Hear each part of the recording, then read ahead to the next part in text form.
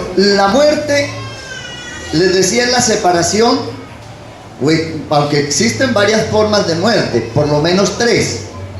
Hablemos de la muerte natural, la separación del cuerpo y el alma o el espíritu. Por ejemplo, la Biblia dice que cuando el profeta Eliseo estaba en la casa de una señora que lo atendió, y allí a esa familia le nació un hijo, y que después de unos años ese hijo se murió. Entonces dice la Biblia que el profeta Elías vino, se encerró en ese cuarto y oró a Dios y le dijo: te ruego que le vuelvas el alma al muchacho.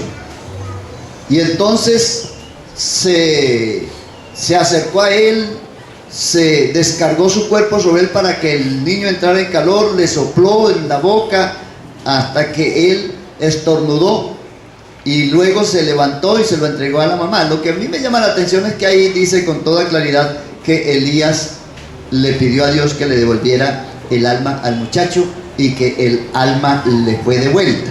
Entonces, la muerte dentro de ese aspecto es la separación del cuerpo y el alma. Esa es la muerte física. Existe la muerte, pues a esa muerte física se refiere mucho Salomón en el libro de Eclesiastés. Quiero aclarar que cuando usted esté leyendo Eclesiastés, se ubique dentro del pensamiento. Eclesiastés es un sermón, no es un manual de doctrinas. Entonces Salomón allí lo único que busca descubrir es para qué fue creado el hombre sobre la tierra, cuál es el fin con que Dios lo creó. Y entonces va a hablar entre el cielo y la tierra. Salomón no va a hablar nada ni del cielo, del cielo que tenemos para arriba, ni de la tierra para abajo. Por eso él deja todas las cosas allí sin dar mayor explicación. Sencillamente dice que contra las muertes, el capítulo 8 de Eclesiastés, por ejemplo, creo que es 8:8, dice que contra la muerte no hay armas que valgan. Dice, no hay nadie que tenga potestad sobre el espíritu para retener el espíritu en el día de la muerte, y contra tal guerra no hay armas que valgan. Cuando llegó la hora, llegó. Esa es la muerte física de que tanto va a hablar Eclesiastés. Pero existe la muerte espiritual. La muerte espiritual, de acuerdo a Efesios capítulo 2, y Él os dio vida a vosotros cuando estabais muertos en vuestros delitos y pecados, en los cuales anduvisteis en otro tiempo haciendo la voluntad de la carne y los pensamientos, y éramos por naturaleza hijos de ira, lo mismo que los demás, etcétera, etcétera. Está hablando de una muerte espiritual. Esa muerte espiritual tiene que ver con la separación de la persona total de la presencia de Dios. Cuando el hombre se separó de Dios, murió espiritualmente, y el Espíritu de Dios en Cristo nos da vida y nos resucita con Cristo. Es Efesios capítulo 2, y Él asimismo nos dio vida y nos hizo resucitar de los muertos y nos sentó con Cristo en los lugares celestiales. Así que todos los que aceptamos a Cristo cobramos vida dentro de ese aspecto espiritual. Los que no tienen a Cristo pueden leer la Biblia. Los que no tienen a Cristo en su corazón están muertos y van río abajo. ¿Río abajo hacia dónde? Hacia el infierno, por supuesto. Eso también lo tenemos que ver por la Biblia, porque el ruselista dice que no hay infierno. Pues eso dicen ellos, pero Cristo dice otra cosa. Amén. ¿Qué dijo Cristo?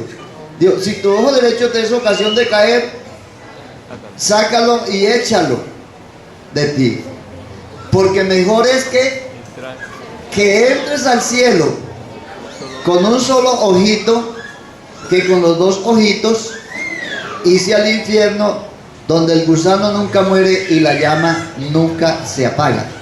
Desde luego los racionalistas tienen un problema con ese versículo, porque si se sacan un ojo para que todo sea dentro de la razón, entonces de todas maneras siguen viendo con el otro, y es un problema. Tendrían que sacarse los dos ojitos para no ver nada. La Biblia no está hablando del ojo físico, está hablando de las cosas que tiene un gran valor y a veces hay que abandonarlas, que es lo que la gente no quiere creer, la gente no quiere entender, abandonar cosas porque para él valen mucho y entonces prefieren irse al infierno con eso que vale que abandonar eso que vale e irse para el cielo. Casos como el del rico, el que tenía muchas riquezas y sabía mucho de la ley de Dios, y el Señor le dijo: te falta una cosa. ¿Qué me falta? El Señor le dijo: ve y vende lo que tiene y repártaselo a los pobres y tendrás herencia en el cielo. Y en la Biblia dice que el joven se fue triste porque tenía muchas posesiones. Y entonces Jesús tomó ese caso para decir: miren ustedes cuán difícil es que un rico entre al reino de Dios. Aquí el problema no es por tener dinero, sino por poner el corazón en el dinero, porque donde esté vuestro tesoro, y allí está vuestro corazón. Lo que el Señor no busca no es que la persona tiene que hacer voto de pobreza, como hace la tradición. No, que hay que hacer el voto de pobreza, que entre otras cosas tampoco es verdad. Nadie hace ese voto de pobreza. Entre paréntesis allí, porque es que yo estudié teología católica, y lógico, uno tiene que ver todo esto, y uno se da cuenta que para ser sacerdote católico tiene que hacer voto de castidad, que tiene que ver con el celibato, que tampoco tiene asentamiento bíblico, que es todo lo contrario, que la Biblia dice que para ser sacerdote, para ser pastor, no habían sacerdotes ya en la iglesia, para ser obispo se necesita que fuera casado. Así que eso no tiene sentido, lo de la tradición. Entonces tienen que hacer voto de castidad, que tampoco lo cumplen, y tienen que hacer voto de pobreza, que menos lo cumplen, porque los que más amasan fortuna son ellos. Ellos se van tras la avaricia y roban roban los bienes a las viudas, como dice la palabra de Dios.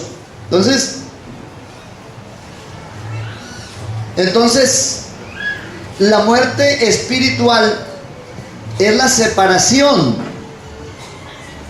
de la persona integral de la presencia de Dios. A eso se va a llamar muerte espiritual, y ya les di la cita de Efesios capítulo 2.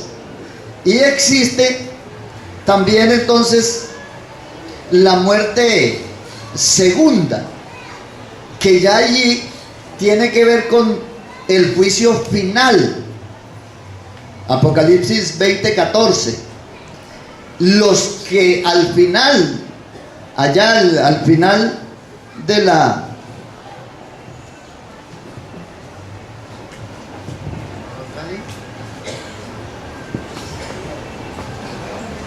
¿se me quedó el señalador? Sí. Bueno, el infrarrojo.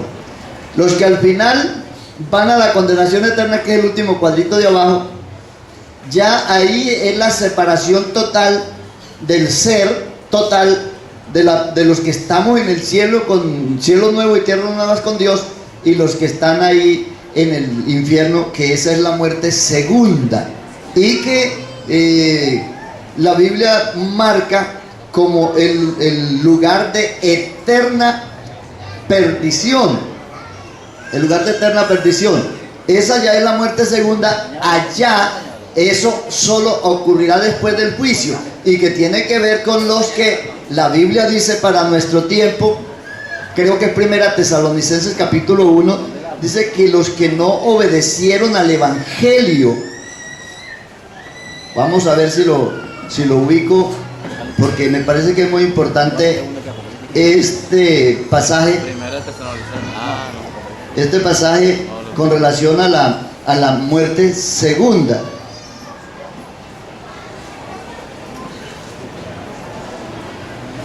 Dice,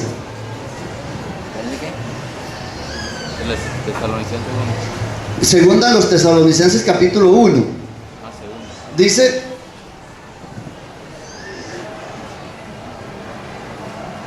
porque es justo delante de Dios pagar con retribución a los que con tribulación a los que os atribulan, y a vosotros que sois guardados, daros reposo con nosotros, Cuando se manifieste el Señor Jesús desde el cielo con los ángeles de su poder en llama de fuego, para dar retribución a los que no conocieron a Dios ni obedecieron el evangelio de nuestro Señor Jesucristo. Escuche bien, voy a volver a leer desde la mitad del versículo 7.